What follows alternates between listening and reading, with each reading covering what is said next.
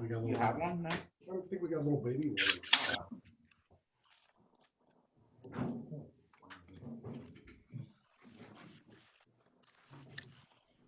Hello, everybody. Good afternoon. Good afternoon. Good afternoon.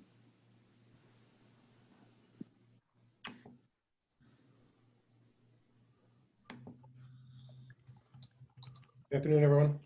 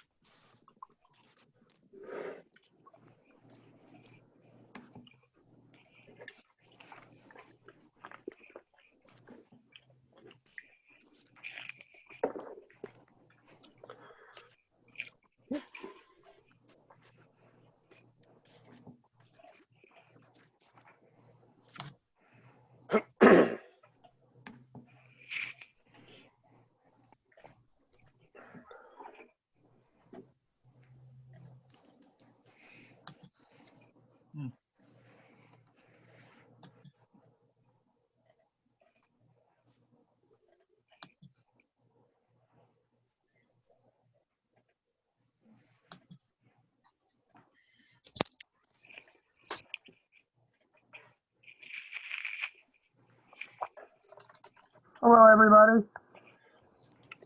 Hello. Oh,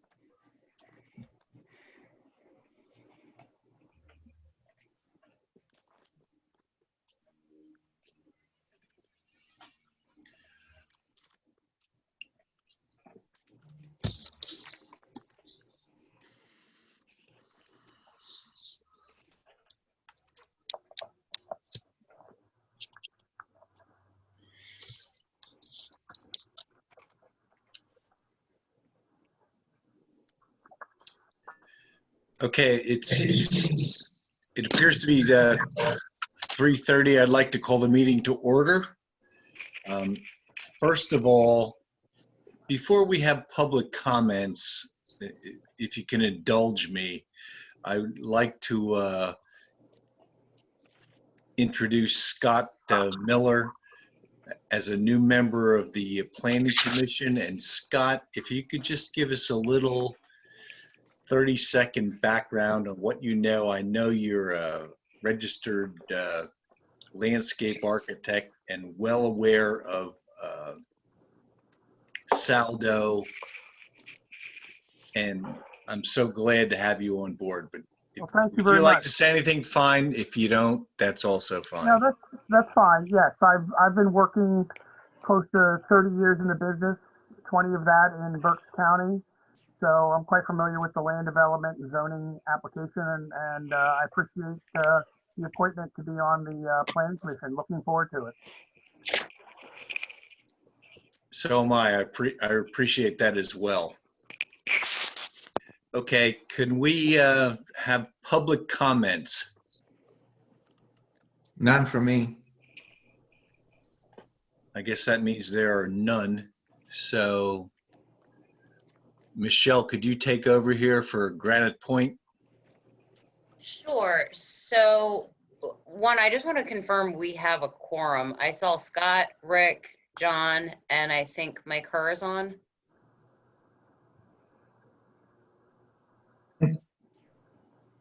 I see Eric on it. Eric, Oh, okay. I'm here. Mike We, Herr. we definitely have a quorum then. Okay, so Granite Point is requesting a waiver from the requirement to provide the elevation of all existing and required street monuments. You know, Jim McCarthy and I spoke about this. It's a pretty simple waiver request that we are not opposed to the Planning Commission granting. Otherwise, everything's ready to move forward with. Jim, refresh my memory. Did we granted conditional final plan approval for this, correct?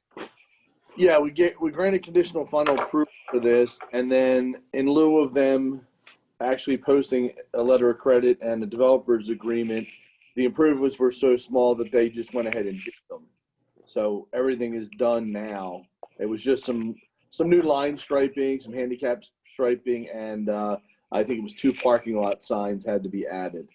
So all that work's done now, and then once council and planning commission would take action on this waiver, then the plans could be signed and recorded. So do we need a motion to recommend to council, or is this just kind of administrative? No, you need a motion to recommend to council for approval of the waiver request. Yeah, From and section- I'd recommend that the planning commission also confirm its conditional approval of the plan, because, you know, typically the waivers occur before there's a recommendation of plan approval. And here, I guess there was already granted a conditional approval, but the waiver came up subsequent to that motion having been approved.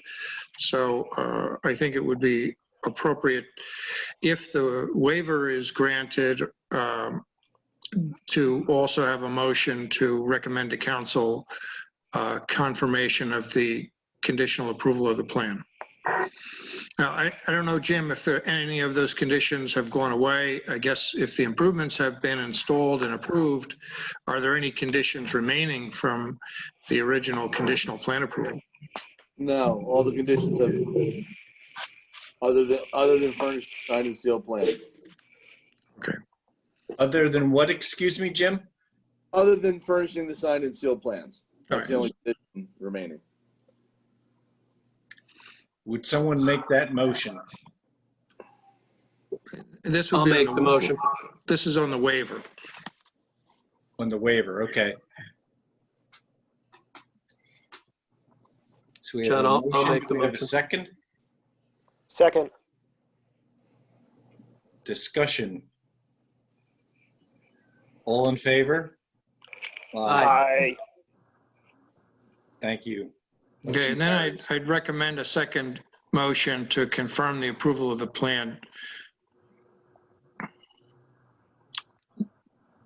Do we have a motion for that?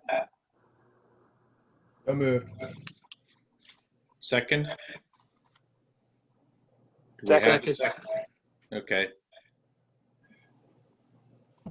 Discussion? All in favor? Aye. Aye. Aye. Motion carries. Thank you.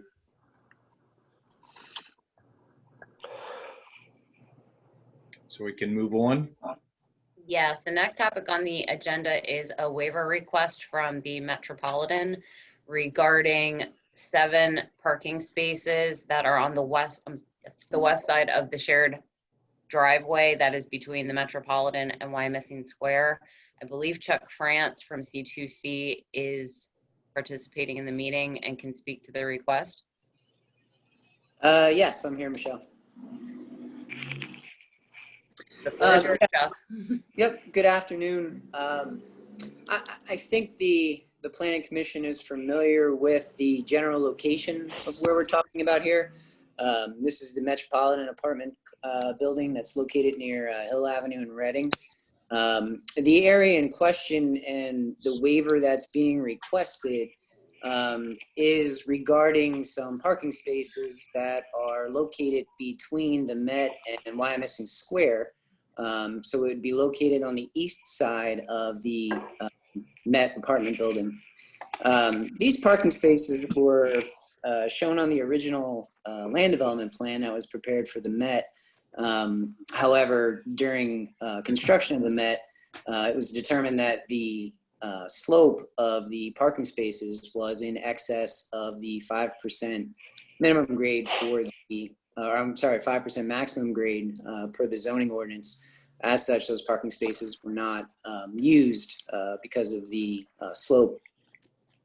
What we have proposed is to propose some construction changes in that area, some regrading and reconstruction of the macadam in that area so that the slope can meet the maximum 5% grade for the parking spaces in that area, so that we can propose up to 7 parking spaces in that area for residents of the Met.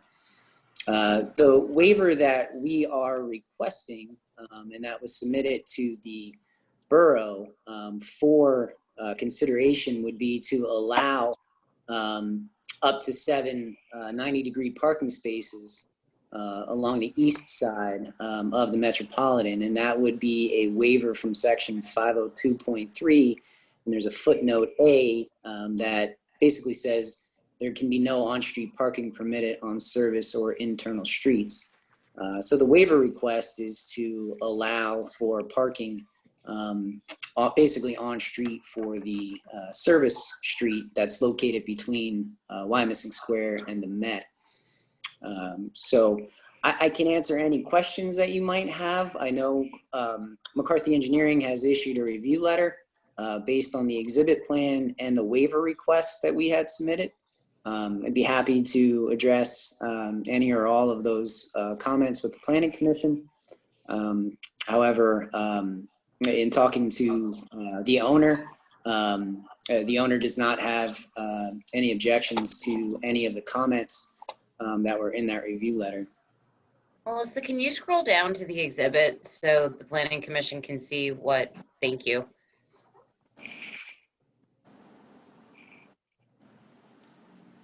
So we've heard this for months, basically.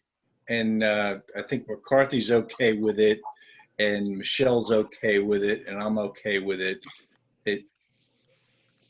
Do we need to talk about it anymore or just vote on it? I have one question.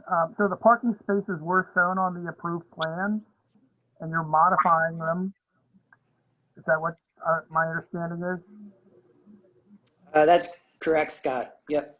Okay, so they were, some version of that was shown on the approved plans, but you coming in with a modification, and are those going to be, they're not ADA spaces, correct? Can you repeat that, Scott? I'm sorry. They're not ADA parking spaces. Correct. Yes, Okay. they will not be ADA spaces, Scott. There are ADA spaces towards the front of the building. Okay, and are you reducing the number that was on the approved plan? I think we had more shown on the approved plan in that area, Scott. Okay. I We think had we 11. Rick, yeah. Yep. anybody? And that still meets your overall parking count for the project? Yes, there were some revisions that were done to the Met on the number of units that Metropolitan ended up with in the building. Okay, So as of the last revision and the number of units they were proposing, these spaces weren't necessary to meet the zoning requirement for the number of units that were being proposed in the Met. So these would be above and beyond what is required at this time. okay, thank you. Yep, you're welcome. I have a question really quick. On the approved plan, you have a series of bollards shown along the building, but I don't see any on the proposed plan shown. Yep, that's correct. That I think Jim had mentioned that, or McCarthy had mentioned that in a review letter of either providing some bollards or some parking wheel stops along those parking spaces to protect the building or the small retaining wall that's being proposed. And speaking to the client, they would be okay with providing some sort of protection there, either the wheel stops or the bollards. They would prefer the wheel stops for those parking spaces.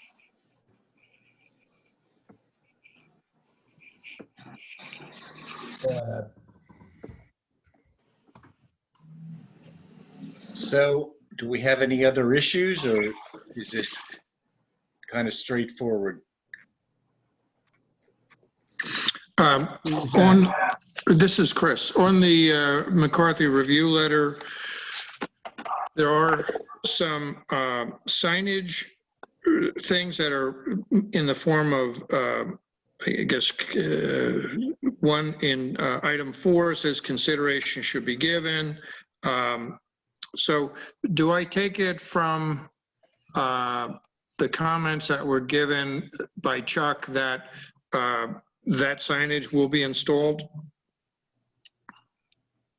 That's a question. Yes, and speaking to the applicant, they did not have any objections to putting signs up, no parking signs. Or I'm sorry, head-in. Are you talking, Chris, are you talking about the signs that we're talking about head-in parking, or were you talking about signs? I think there were also some no parking signs being suggested or recommended in other areas. Well, it was the opposite of that, Chuck. It was the back-in parking would be required. Yes, sorry, yes, you're right, Jim. But basically some signing that would talk about how to park, and then there was other signing that was saying no parking. But in both cases, the applicant is not objecting to putting some signage up. Okay. So does that happen before we approve this or after we approve it? Well, I think it would be appropriate to grant the waiver conditioned upon compliance with the comments in the October 29 McCarthy review letter. Okay. Any other comments from the commission? Can we also require, since the annexation plan has not yet been recorded, that when that is, and this change, since it differs from the recorded plan, be added to the annexation plan in lieu of an as-built? I'm fine with that, Michelle. You okay with that, Chris? Yeah, that's good. I mean, I was anticipating they'd be in an as-built plan, but if the original plan is not yet recorded yet, it would be appropriate to get it in there. No, the land development plan's recorded. The annexation plan is kind of in. That was a revision to the recorded plan. Okay. Well, I think it would make sense to have it as part of that annexation plan, though, so that we get the changes recorded as early as possible. So do we need a motion to that effect? Yeah, so the motion could be to grant the waiver condition upon compliance with the October 29, 2020 McCarthy review letter, and to require the changes to be incorporated in the, and what is the title of that plan, Michelle? Oh, hold on a sec. That the annexation plan. I think it's Yeah. just the Metropolitan Annexation Plan. Okay. So that would be my recommended motion, John. Okay. Would somebody move that? I'll make that motion. Thank you. Do we have a second? Second. Thank you. All in favor? Aye. Aye. Motion carries. Thank you. Thank you.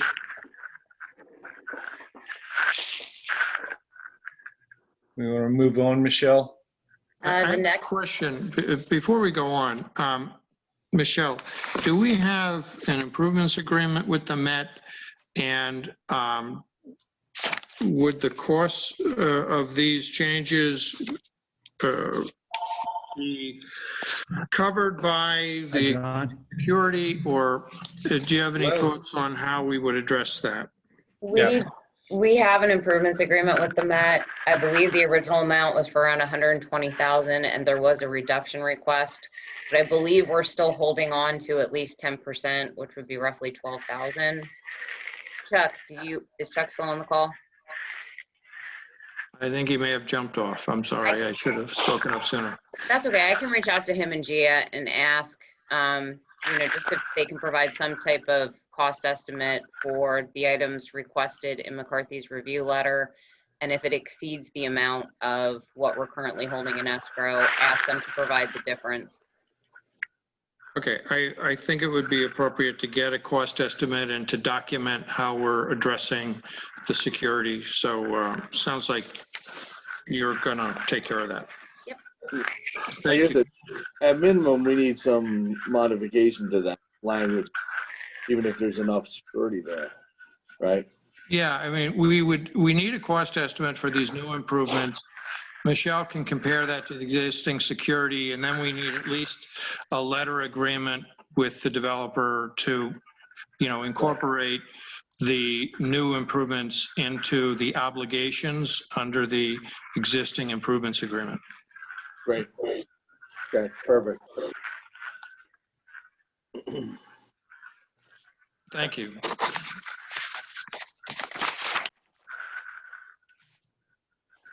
The next item on the agenda is a sketch plan for the condos on Van Reed. I believe Rob Hain from Burke Surveying is on the call and can present the plan and hopefully answer any questions the Planning Commission may have. Good afternoon, everyone. This is Rob Hain. I have Stefano Foligno here for the developer to represent the plan also.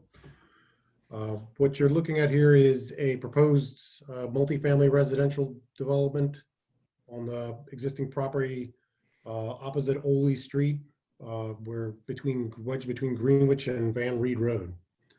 The proposal you have before you shows access coming off of Van Reed Road with a loop driveway going around the proposed apartment building. The layout we have here is for 8 stories of residential units with approximately 30 units per floor. It would be somewhat of a U shape with an open courtyard area on the inside, what's shown as the gray speckled hatch in the middle of that. And there would be a loop road that would go around the building with 2 levels of underground parking beneath and some parking provided across the front, if you will, on the Van Reed Road side of the building. With the existing topography of the site, you have quite a bit of elevation drop from Van Reed Road down to Greenwich Street. So we'd be looking at probably like a 10% slope on the driveway that you see coming in on the west side, extending around to the back of the building and coming into the same elevation under the first floor, even with the first underground level of parking in the back along Greenwich Street. The access driveway, the second access driveway off of Van Reed Road on the east side of the property would be more closely elevated to what the first floor elevation of the proposed building would be. So you'd end up coming in closer to that first floor elevation, and then you'd have flat, parking grades out front.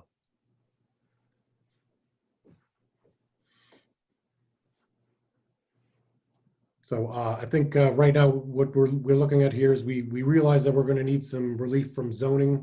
So we want to get something before the planners here to get some feedback from you guys to see if there's any concerns you have, if there's any stumbling blocks you think we might run into.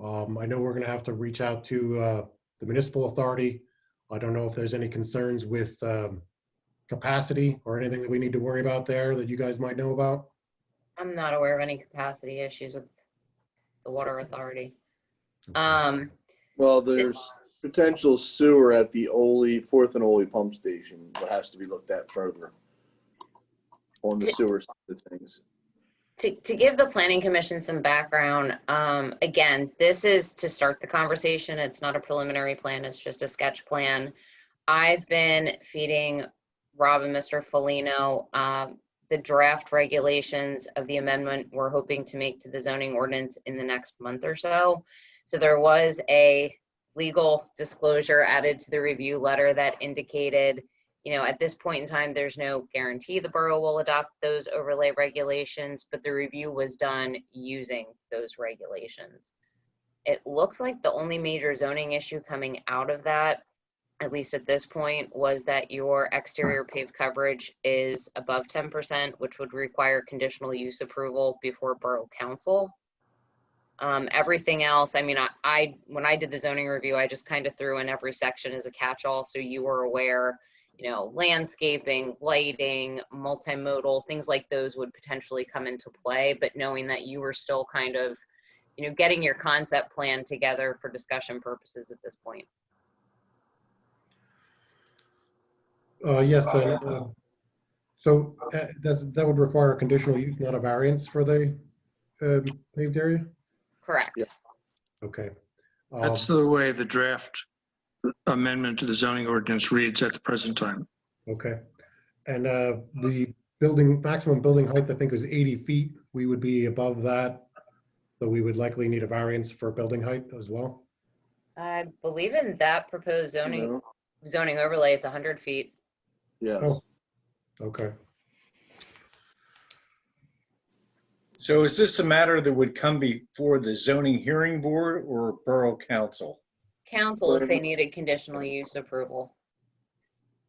Gotcha. It would be a zoning hearing in front of the borough council if it is provided as a conditional use in the zoning ordinance.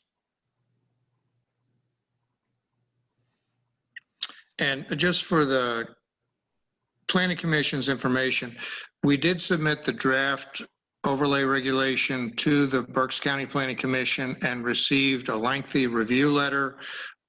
Jim and Michelle and I have had a couple of meetings where we've discussed those comments from the County Planning Commission, and I will be providing a revised version of that to the Borough Planning Commission. I intend that to occur at the next meeting. That would be your December Planning Commission meeting. So to the developer, when would you proceed with this project? It would probably be at least 2 years. I'm going to try to get all the plans, get everything going, and hopefully keep moving forward with this design. I would say in the next, honestly, 2 years, hoping to break ground depending on how everything moves.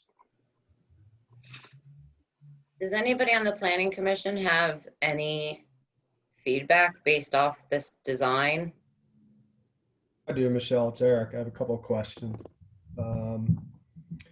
I noticed on Van Reed there, along your frontage, there's a break in the existing sidewalk. Will you be providing the sidewalk along Van Reed Road? It's not showing on the plan. That was one of the comments from the sketch plan review, and yes, we have. We would add that sidewalk in across the frontage of this property.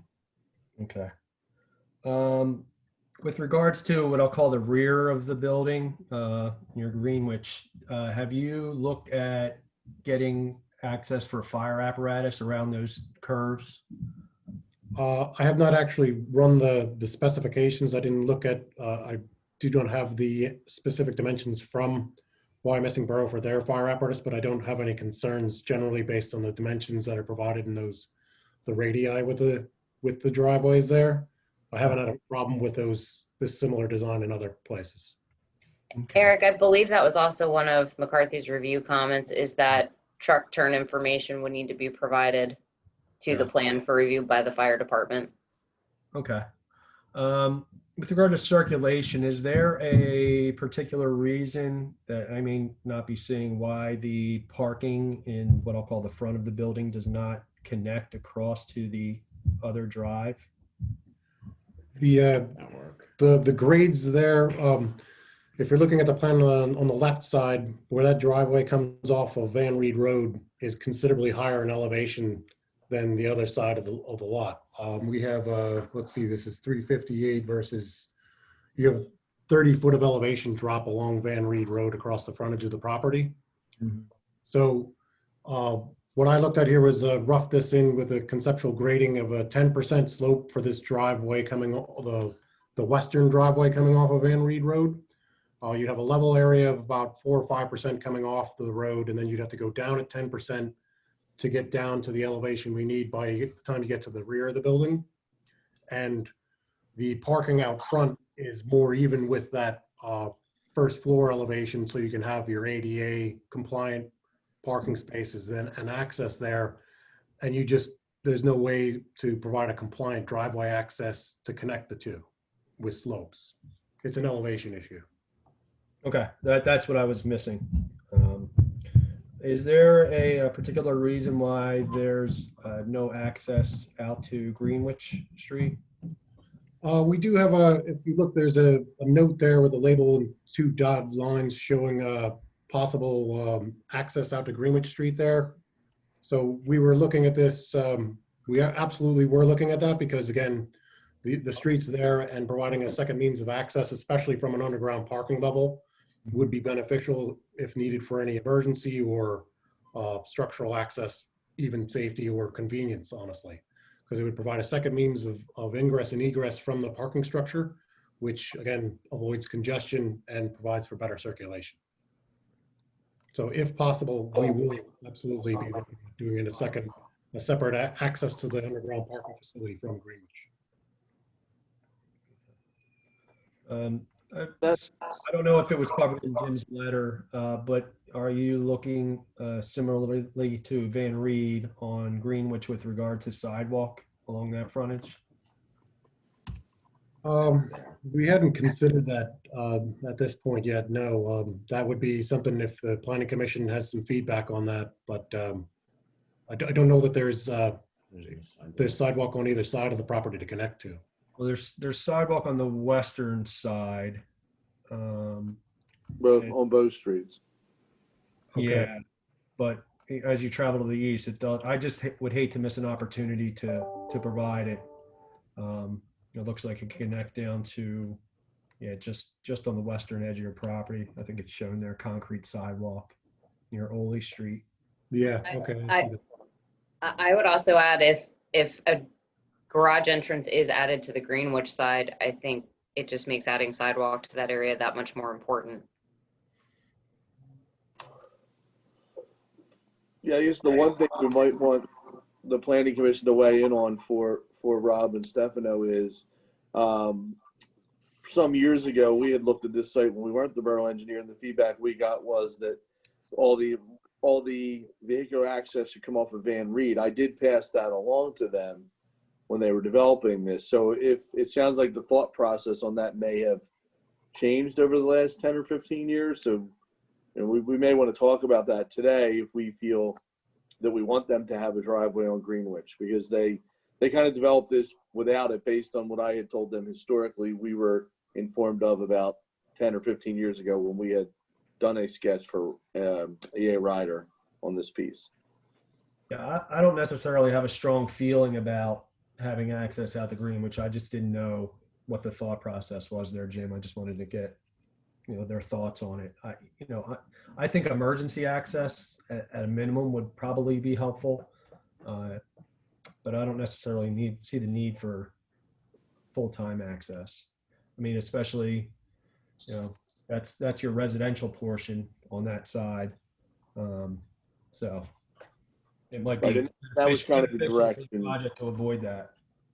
And that was really the direction we were given many years ago. Granted, that was an office building, but still they were saying they wanted the traffic on Van Reed, not Greenwich. But obviously emergency access is something totally different.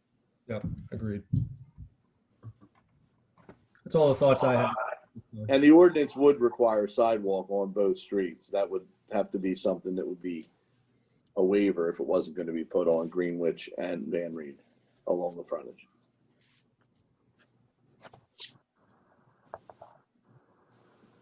So what do we need to do right now? Nothing?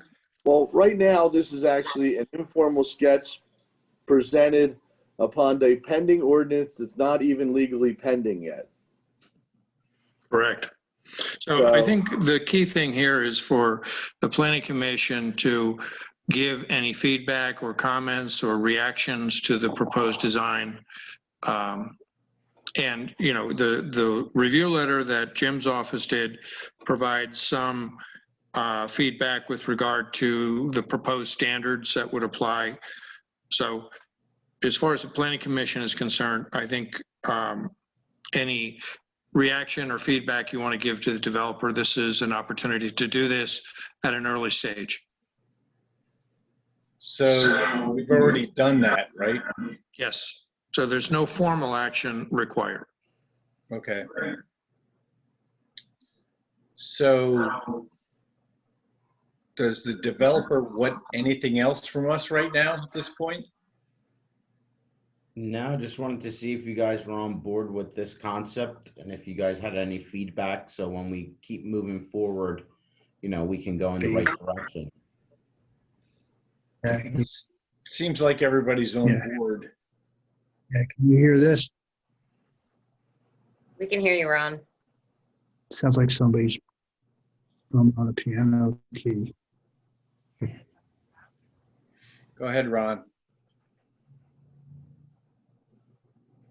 Oh, can you hear me now? Yes. Hello? We hear you, Ron. Can anybody hear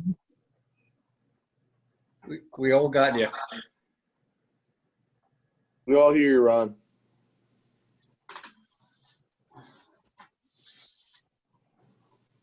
So Ron, would you like to comment on this?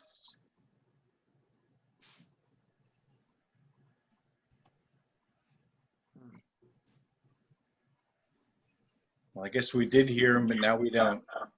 Back again. He's trying to come back.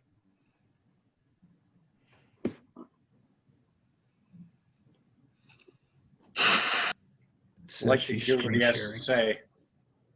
I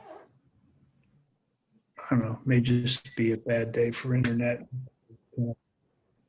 Ron, I think we can hear you again. Yeah, I'm not getting, I can hear every other word or something, so I'm not getting much out of this, except they get to look at my pretty face.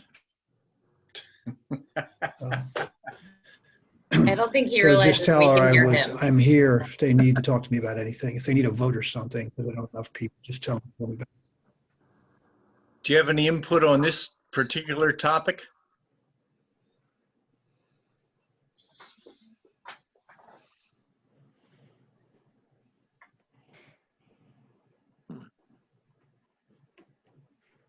Can everybody hear me? Yes. Yeah, I have one question, I guess, since Rick is from that neighborhood, I was curious if Rick had any Her letter comments. to us of council and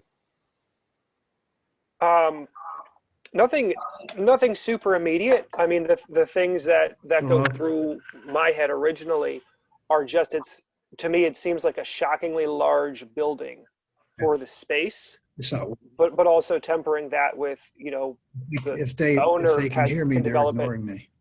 however they please overall with it. So, you know, Not sure they can hear me. Melissa, can you mute Ron Okay. for the moment? It actually won't even let me do that. Oh, okay. So, all right, I'll talk to you later. Thank you. All right, see you. Yeah, bye-bye. Well, let's move on. We'll revisit this Anybody there? many times before it comes to fruition. So does anybody else have any feedback? Rick, did you get to complete your thought?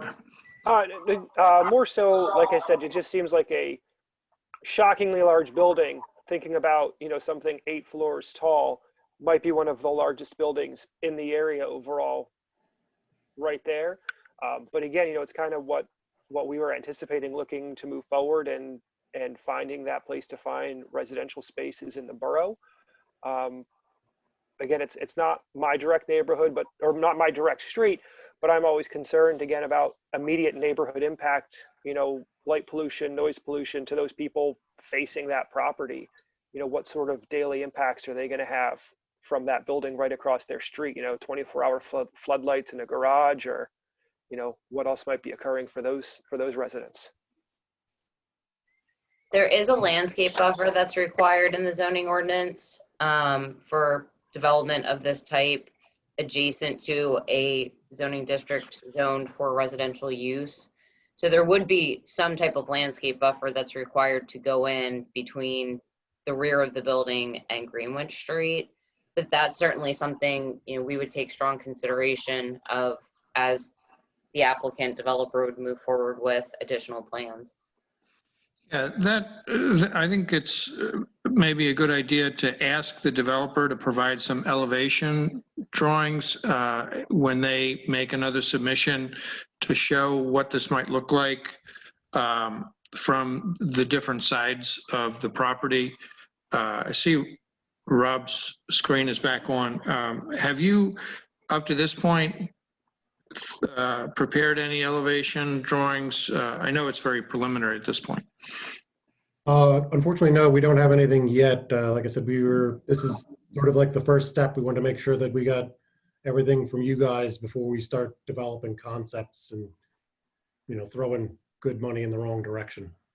Because part of what I'm thinking about is with Rick's comment is due to the elevation of the site, the topography of the site could partially hide the building, or it could make it stand out dramatically. And I'm not sure what the visual effect is going to be, and we wouldn't know that until you showed us an elevation. Well, I think it's probably a pretty safe bet. If you're looking at it from the Greenwich side, it's going to be taller. You're going to have the full 8 floors of the building plus the exposed underground, the first level of underground. So it's going to look like 8 to 10 stories high on that side. You're going to lose probably the bottom 2 floors from the Van Reed side, depending on where you're at, because you have a considerable elevation drop from one side of the site to the other.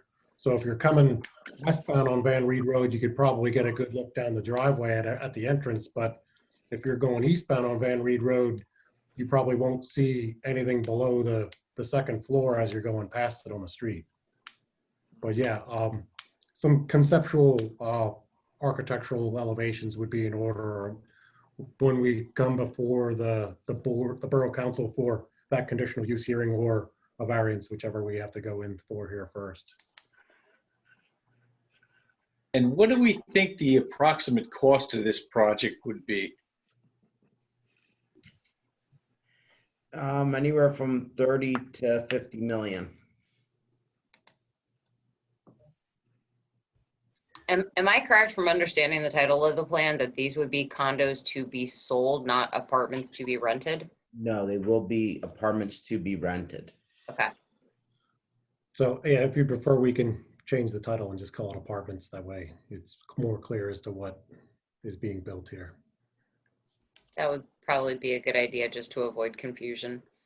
Sure. Do you have any idea of your bedroom mix you're anticipating? Trying to shoot for more 2 bedrooms, possibly maybe 20 to 10 for each floor. My thought was until we physically go ahead and lay the building out and get, things laid out, it's going to be hard to tell, but I did want to try to do more 2 bedrooms than 1 bedrooms. Just for the school, maybe kids bunking together or the Reading Hospital, or, that's what we're trying to aim for here. Yeah, I think that was my next question. What's the target market? The medical school or It would be general?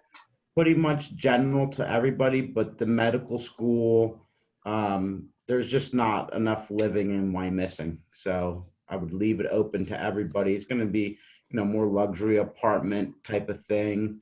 So anybody could come in, but, the students, the hospital, all that is a big part of this building.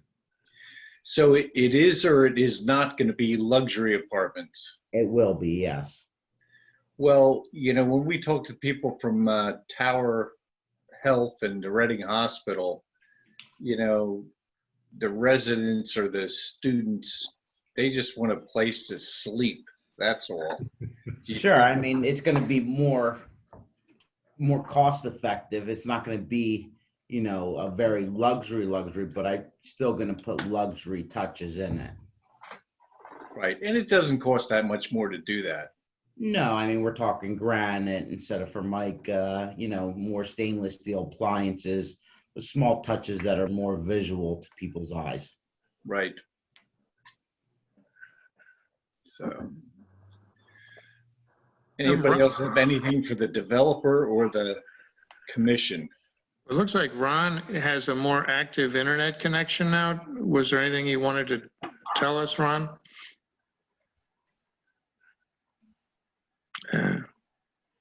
I'm sorry. I was just asking you, Ron, I know we had a rough Hello? internet connection. Hello, Ron? Can you hear us? Yeah, I can hear you. I can hear you. Okay, I was just, since we had a bad internet connection earlier, I was just asking if you had anything you wanted to tell the commission about this plan. And you may not have heard much about it, so I don't know if you can respond. And we can reiterate it if you need. Yeah, I think it's probably best that I just catch up at the next meeting. Hopefully the internet's better, and in the meantime, read the notes, because I did get sketchy stuff. The last 10 minutes were pretty good, but the first 35 were pretty bad. I don't even know if you can hear me now. We can hear you now. So Ron, should we dismiss you going okay, forward? Okay. I'm sorry? Ron, should we dismiss you going forward, or we'll Yeah, I talk about didn't. it the next meeting? I don't think there's anything at this point that needs to be decided tonight, or today. So I would like to hear your input, though. I mean, as far as I'm concerned, well, as far as I'm concerned, we'll just, I don't know what's happening between now and the next meeting, but obviously between now and the next meeting, I'll read the notes that come out of the meeting. I didn't hear anything that it didn't sound like there was anything too controversial about what's happening, other than it's a pretty major project. So I guess there'll be a couple more meetings before somebody moves in. That's a fair statement. Okay. Yeah, so I mean, if you need me to vote on something now, We're good, Ron. There's no need for a vote on this. okay. Well, let's move on, unless there's anything else from the commission. Yeah, we want to just thank you guys for the time and for the feedback. You'll be seeing us again soon. Yeah, we're not going to stand in your way. I would love to see some sort of rendering or an elevation, and I think we all would, but especially for the neighborhood. But if you can get us, obviously there's no sense of urgency, but that's what I would like to see happen. Okay, thank you. We'll have something for you with the next submission. Thank you. Okay. Thank you. The only other item on the agenda is an update on the draft zoning amendments, which Chris actually already gave an update on. I did. Does anybody have anything miscellaneous?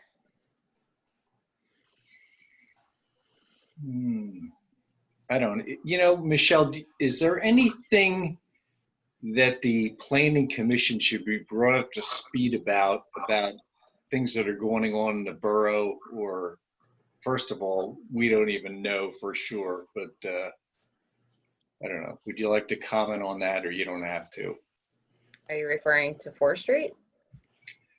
Well, that, yeah. So I'm sure most of you are aware, especially Rick, since that's in his neighborhood. Construction has started on 4th Street. I believe this week there's stormwater pipe, some paving of the multimodal lot, and where the 5 new parking spaces on the east side of 4th Street will be created, taking place, and also some pouring of sidewalk on 4th Street. The majority of work on 4th Street in terms of impact to the neighborhood in the vicinity of the Borough Hall's Public Works facility won't happen until next year. In the meantime, work will continue on Innovation Way and making the connection between Innovation Way and 4th Street. I have been contacted by a few of the residents on 4th Street with some general concerns about parking, the construction schedule. As of this morning, I spoke to 2 of them that I'm in contact with, I would say on an almost daily basis, just to give them a heads up as to what's going on in front of their property directly on any given day. Today it was addressing refuse and recycling collection for this week, since the area directly in front of their house is active construction zone and the trucks can't get through. But seems to be under control, and they seem to be okay with where things are at right now. Okay, that's great. The I don't know, the whole situation there on 4th Street, Michelle and I, mostly Michelle, in fact, entirely Michelle, if the residents have issues, which some of them do that seem to be allayed, Michelle and I will go deal with that. So, Michelle, could you help me out? And I probably should have given you a heads up before this meeting, but how about the charging stations? Who pays for that? And I understand that when I was on the internet, when I was away, that like it costs like $15 to charge up your, I guess you don't have a tank, but whatever. Your battery. Your battery. So how does that work? Who pays for that? So to give the Planning Commission a little bit of background, one of the potential grants I'm going to be working on with Colleen Terry from Econ Partners is for electric vehicle charging stations. There is a grant through the EPA that's available to municipalities and actually private property owners in all of Pennsylvania. I've spoken to West Reading and also the city of Reading. The hope is that we could create a network of charging stations, which increases up to 100% the amount that the grant pays for the installation of each charging station. So my thought was, maybe look at some of the parking lots in the Borough Parkland facility for stations that are on government-owned property and available to the public 24/7. The grant pays for up to 100%. On private property, where the stations are installed by the private property owner and also available to the public 24/7 and part of a network, the grant pays between 70 and 80%. So I asked the city of Reading and West Reading to pinpoint some locations on a map between now and the end of December, have some conversations with some potential private property owners at major areas of attraction like hotels, shopping centers, downtown centers, to see if there's interest from private property owners about partnering with the 3 municipalities and moving forward with this grant. Equus was the first one that came to mind, either Ducom, the Knitting Mills, or potentially both. And then see how many stations we're actually looking at circle back with Colleen from Econ Partners and get a grant application in between the 3 municipalities for the deadline, which is, I believe, February 26th. Colleen's feedback was that applying jointly with the 3 municipalities would earn us extra brownie points. And this is also one of the grant programs where the money available oftentimes far exceeds the amount of asks for that money. So I think we would stand a good chance of being funded. To answer John's question about whom pays for the actual vehicle that's pulling up to the charging station, the vehicle owner would. In my experience, I have a friend that has a Tesla. In my experience, you know, she pulls up to either the Tesla charging station or one that's not Tesla owned, but similar type of charging station. And she either uses an app on her phone, which is paid by a credit card, to cover the charging time. Typical amount, I actually asked her for some feedback last week. Typical amount she pays for a charge of, you know, anywhere from 30 to 45 minutes is about $4 to $7. That's at one of the Tesla superchargers. I assume rates would vary depending on the electricity carrier that's supplying power to the station, but I think standard is around 26 cents per kilowatt. It's actually cheaper than that at Tesla. But I have 2 electric cars, Michelle, and I had a question. What level would these, I assume these would not be Tesla chargers, correct? Not Tesla specific, no. Okay, so if they're standard chargers, the question is, they're different levels, and the only ones that are have any use is level 2 or level 3. A level 2 charger is what John said about price. It's not only the price, it's the time that it takes to charge. A level 2 charger is something that you would use if the car stays there overnight. It's what I use in my garage. So my question would be, what level 3 chargers are the high amperage, where you go there and you know, fill a car in 20 minutes. And those are useful in essence. The level 2 chargers, they're good only in front of a hotel. So let's say you pull out at the hotel, or let's say if it's an office building, you come to work, you put a level 2 in, and 8 hours, you get juice. But, you know, I've seen level 2 chargers put on the highways. Nobody's gonna wait 8 hours at a bloody gas station. That's the stupidest thing ever. Right? So, you know, people don't understand this. It's among the amperage and the power that you can get, and it's the type of connection. So that is important, because you end up putting these things and they're gonna just die there of old age because nobody's gonna use them. And that's, Adrian, I literally got this grant information middle of last week and have not had a ton of time to look into it, other than to check that we would be eligible for it and that there's interest beyond just Wyomissing and potentially creating a network. Right. I will certainly look into what type of charger they're talking about and, you know, what the capability of that charging system is, because. Right. And basically where you out, put them. I mean, if level 2 is fine, like I said, it's if it's in front of the Met, that's beautiful. You know, people can leave their cars there and charge them overnight. That's beautiful. Or in a garage. But, you know, in other places, they're useless. Oh, anyway, if you want, I can give you some backup, because I have 1 Tesla and a standard car, which uses just, you know, standard charging stations. And this is probably what you would get there. So I can give you feedback if you want. Okay, thank you. Okay. John, did I answer your question? You did. We have to look into it, but I think Mr. Jadik is correct that I'm not sitting around for 45 minutes to get my car charged up. Right. Even 20 minutes is a little long. I mean, in this day and age, we'll have to see. But if we don't get in front of this, right, you know, if we don't get people to Wyomissing that can come charge up their cars and they can't go anywhere else, even in the short term, to me, I'm a simple guy. It's like Miller Lite beer. It's like Miller Lite came on board and they owned the market for so long. If we can get the market to come to us to charge up their cars, I think that's a really good thing.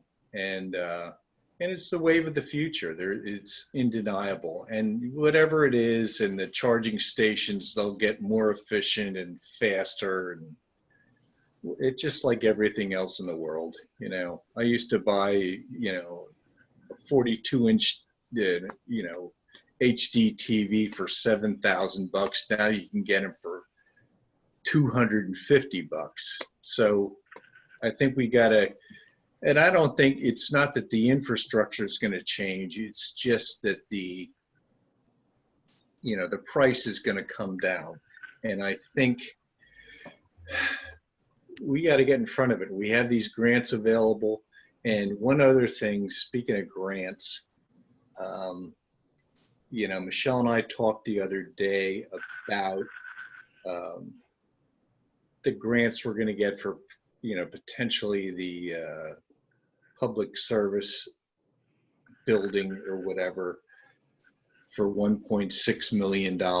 That's a whole different story for council to figure out. And so we're gonna have to match that. But, you know, we're developing a lot of potential here that we never had before in the first place. And in the second place, you know, if we have to, you know, wait around for funding for things that we never thought we could get, we can get. And furthermore, you know, I recommended to Michelle, we're going to talk about it tomorrow morning at the finance meeting.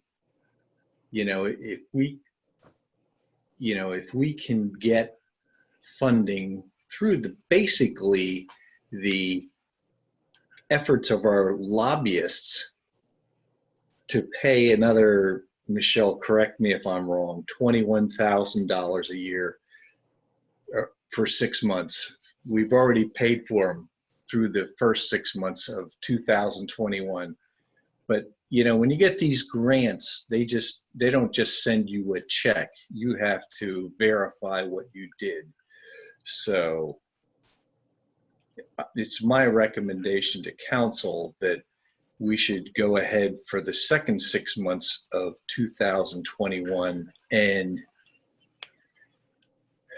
you know, keep them on the payroll because they've gotten us millions of dollars, millions.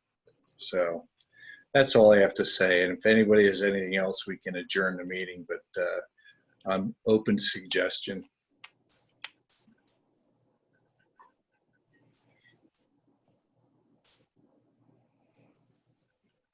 And my cat's in the meeting too, by the way, so he won't say anything to anybody else. All right, is there anything else? The meeting's adjourned. Thank you. Thanks, everyone.